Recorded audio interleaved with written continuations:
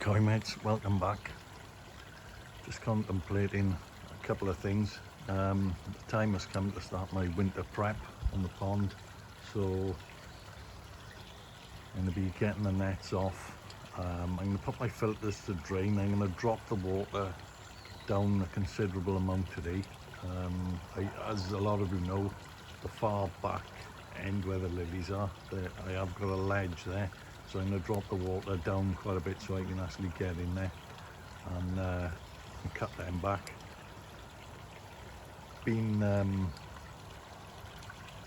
I've never put covers over my pond. I've been looking into it, still undecided. I don't really know.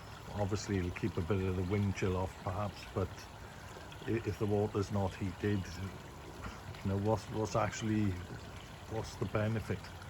What's actually are the covers going to do, apart from stop some leaves, stop some rainwater? Anyway, jury's out on that in a minute, so I'm looking into it. So I'm going to crack on a minute and just get these filters on, just to drain them down.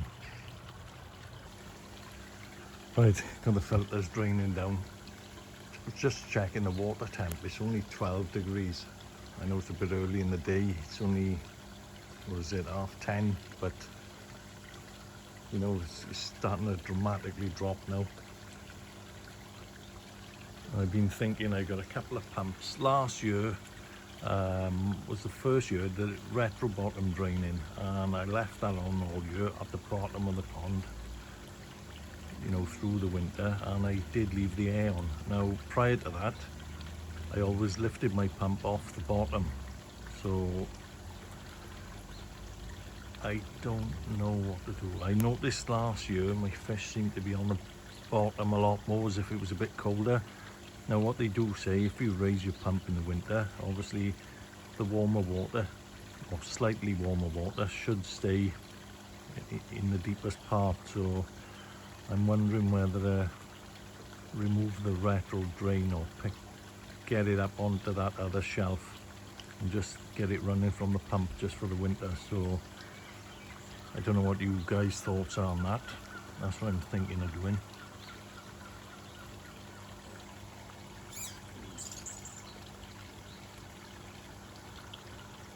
Tell you what, with energy bills soaring, I wouldn't fancy, I know a lot of you heat your ponds, but Christ, that's going to cost an absolute fortune the way things are going. I don't even know, what's it actually cost to heat the pond? Do you know, guys? What's the monthly costs? I suppose it's a lot less in the summer because the temps are going to be around about 19, 20 anyway, so you're probably just topping up the heat. In the winter, it must cost an absolute fortune. I wouldn't mind knowing what it is, guys, if any of you know. Anyway, catch you soon. Right guys, look at the mess inside my shower.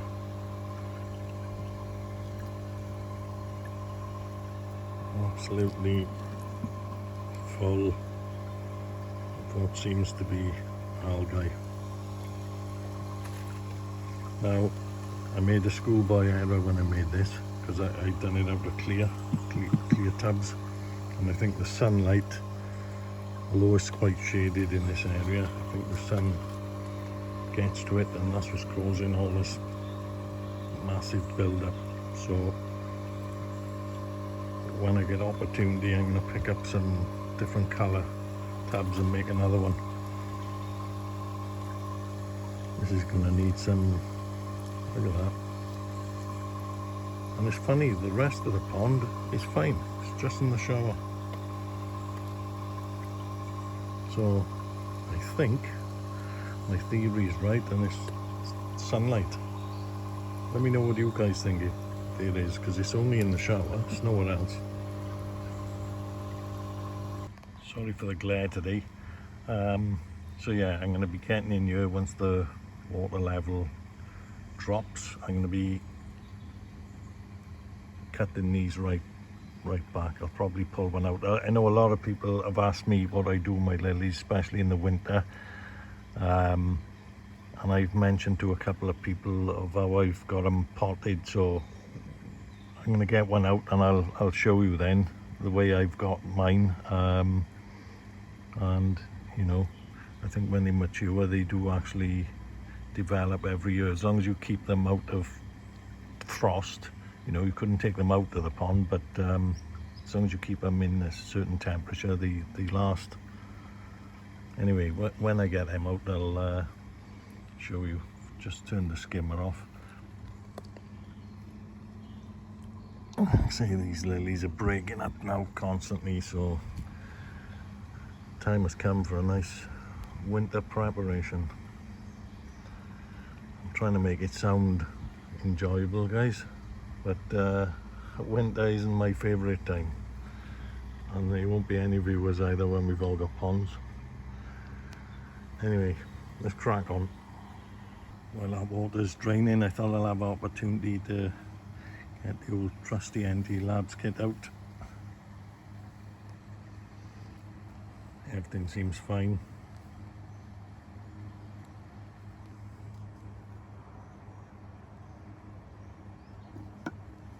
It's my pH. Yeah, that's not my GH, that's the KH there. It took 3 drops to change back colour, so it needs a slight buffer. I do a weekly buffer anyway, as you know, so that'll be going in today. All my nitrite, nitrate and ammonia is all good.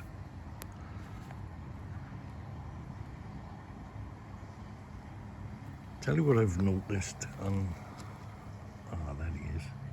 Sorry for the glare. See the Karashikoi? He's got a little bit of fin rot on his dorsal fin. I don't know if you can quite see that.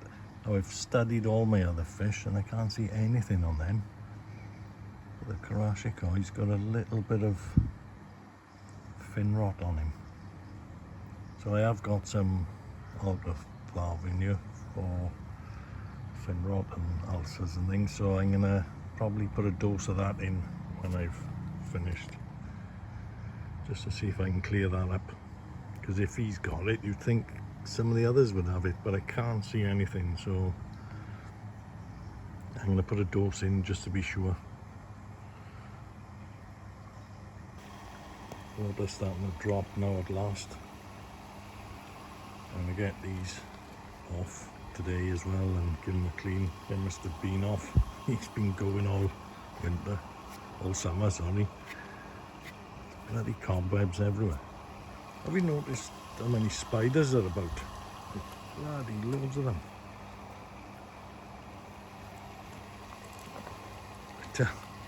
Tell you a story, quick story about a spider. I had some rubbish at the side of the house for a few days and I took it over the dump on a Saturday. So I put these bags and a bit of junk in the car, took them over, didn't think anything of it. I think it was about 4 days later, I was coming home from work on the M4 and I felt an itch on the side of my face, and instead of brushing it off, I don't know why, I looked in the rear view mirror and I had one of those big shed spiders right at the side of my eyeball. I shit myself and I flicked it off into the car. And when I got home, I spent 2 hours looking for the bloody thing till I found it. To get it out of the car, so yeah, not too keen on spiders, but you know, just got to throw them out, haven't you? Can't hurt them.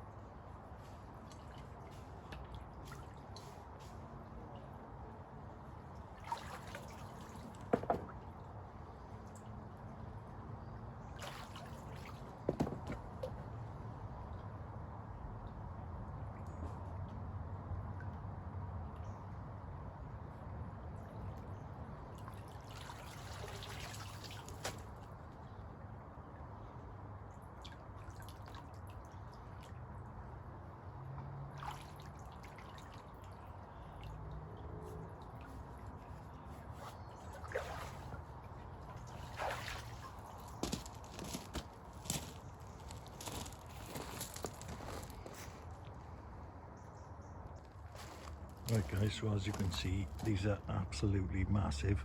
I mean, look at the roots on them. They're all in here, they're bursting out of the basket. There's nothing much I can do about that, they're bursting out. This is the other one I got, a little bit smaller, but again, look at the roots on it. Absolutely bursting out again of the basket.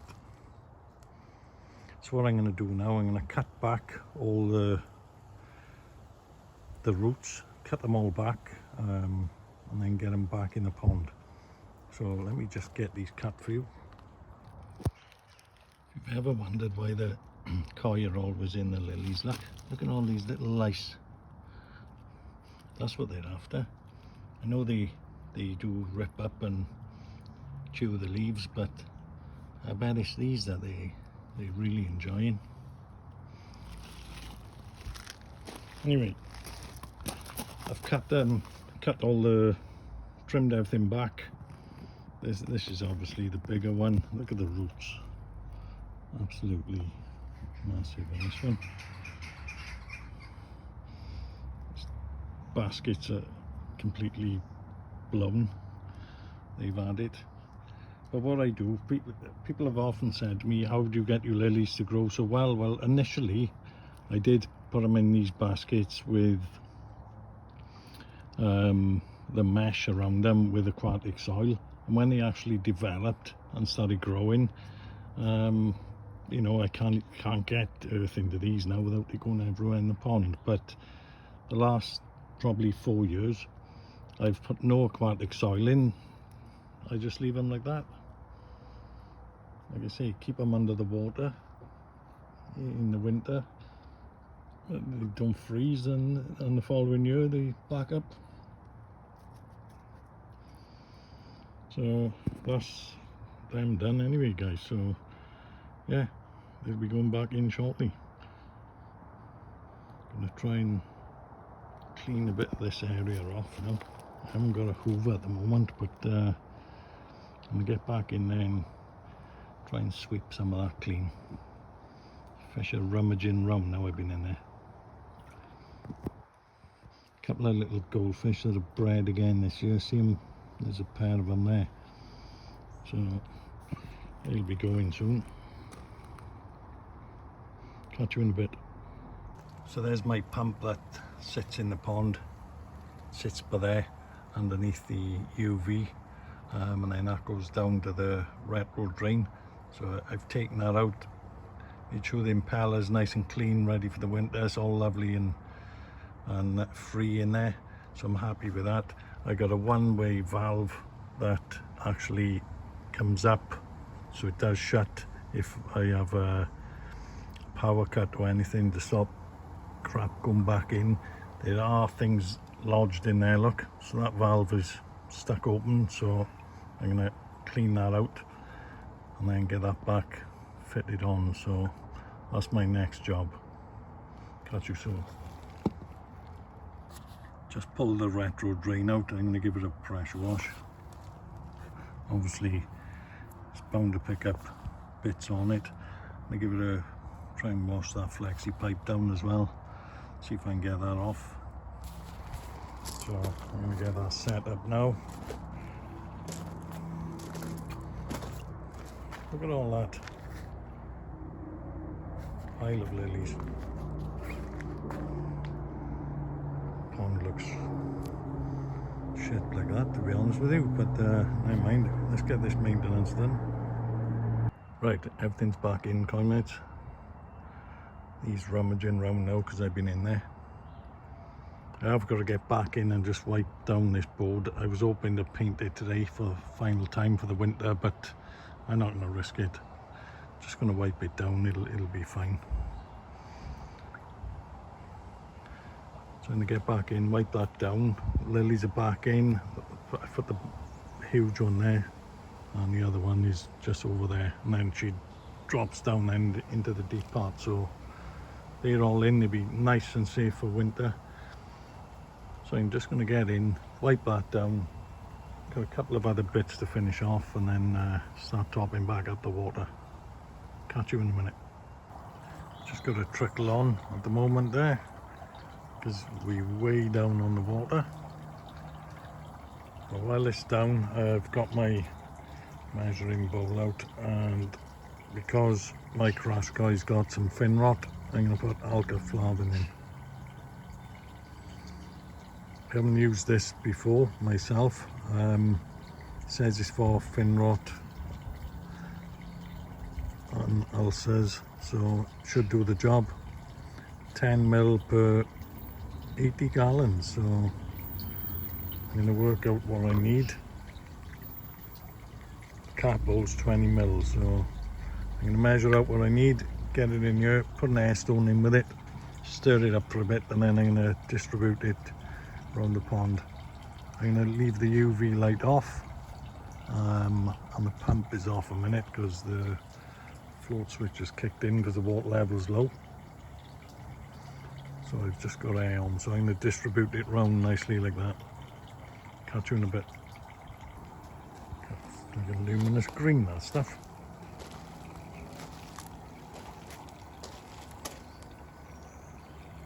And Jaws looks more like the Incredible Hulk now with the colour of the water.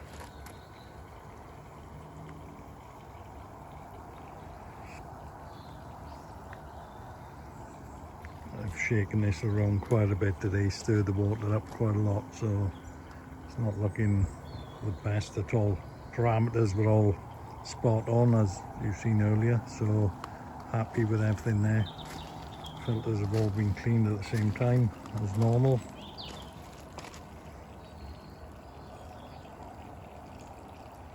I'm gonna change my net. One of the nets that I've got it's not fine enough, and I get little bits on top of the pond sometimes that I can't quite get off with the net. I know the skimmer pulls them in, but skimmer's off a minute. As you can see, it's about 6 inches or whatever. Water level's low a minute, so that's not going to be switched back on for about a day. It's going to take a day to top this back up, maybe 2 days with a trickle I got on. I'm not going to rush it. Give this alkaflavin the time to settle in anyway before I put the pump on.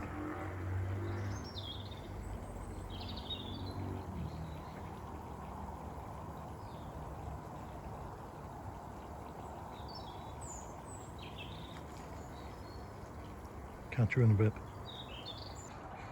Bloody hell, they look like diving boards now with the water so low. Jesus Christ. Anyway, one more job to do, guys. Get the snow in. Forgot about the snow.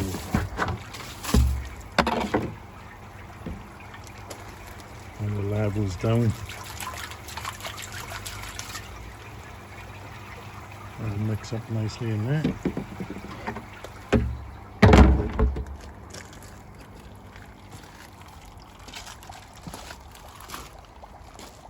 Right, off in to have a sherbet now. Catch you soon, guys. There you go, guys. Water levels top back up most of the way. Skimmer's on, shower's running, nets are on. Fish are looking good. 6 PM, 11 degrees. Temp's certainly going down. Anyway, guys, I've done quite a bit there, so I'm gonna end the video. Hope you enjoyed it. Catch you on the next one. All the best now.